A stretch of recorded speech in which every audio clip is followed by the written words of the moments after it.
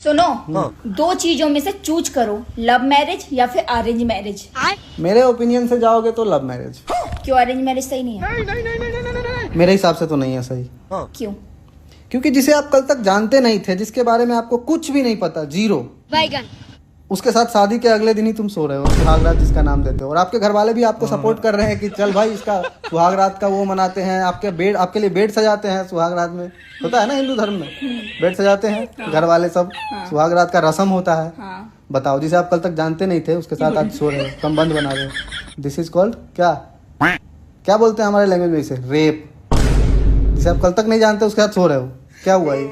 हाँ, ये गलत तो है। हाँ, इसीलिए मुझे लव मैरिज पसंद है। और लव मैरिज, प्रेम विवाह आज से नहीं है। अच्छा, तुम मुझे बताओ कौन से भगवान का प्रेम विवाह नहीं हुआ है? चाहे वो राम हो, कृष्णा हो, महादेव ही क्यों ना हो स्वयं, उनका भी प्रेम विवाह ही हुआ है, गूगल कर लो। पर हम लोग तो कहते हैं हिंदू धर्म में अरेंज मैरिज करनी चाहिए, लव मैरिज को लोग अलाउ नहीं करते, हमारा समाज अलाउ नहीं करता। वही तो समाज, जब से ये पैसा रुतबा आया है ना, तब से ये सब समाज बदला है, जब से पैसा आया है मार्केट में।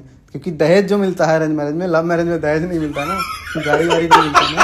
अरेंज मैरिज इसलिए बनाई गई थी ताकि दहेज मिल सके। और क्या, इधर से लड़की वाले की तरफ से, जैसे लड़का वाले की तरफ से डिमांड हो, उधर से वो डिमांड हो, सबसे ज्यादा दहेज ही चलता है अरेंज मैरिज में। लव मैरिज में सुना है तुमने कभी दहेज मिला? मुश्किल से ही मिलता है 1-2%। हाँ, नहीं मिलता।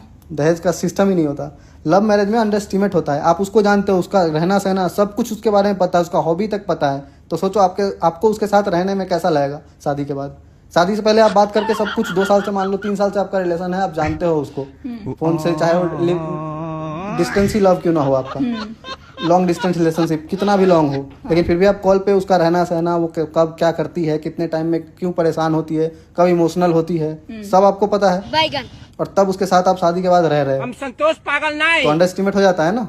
आपके फैमिली में वो एडजस्ट भी कर पाती है, लेकिन एक नई लड़की आएगी, उसके फैमिली में उसको कैसे एडजस्ट कराया है आपको तो कुछ पता ही नहीं है अरेंज में। अब आपके घर में वो वही रहन सहन करे, आपको तो गलत लगेगा कि इतने टाइम में तो हम यहाँ नहीं बैठते हैं, इतने टाइम में हम घर के बाहर मिलते हैं, इतने टाइम में हम छत पे जाते हैं, वो यही है अभी तक पूजा नहीं की उसने, अभी तक ये खाना नहीं बनाई, अभी तक वो नहीं करी, होता है ना। पर तुम्हारे घर में तो तुम्हारे पापा ने एक लड़की पसंद की है, 20 लाख रुपए दहेज ले रहे हैं, तुम उसमें क्या कहना चाहते हो?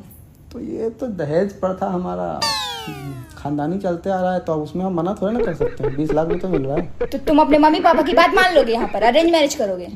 कौन बेटा होगा जो मम्मी पापा का बात नहीं मानेगा? जो नहीं मानेगा वो बेटा ही नहीं होगा।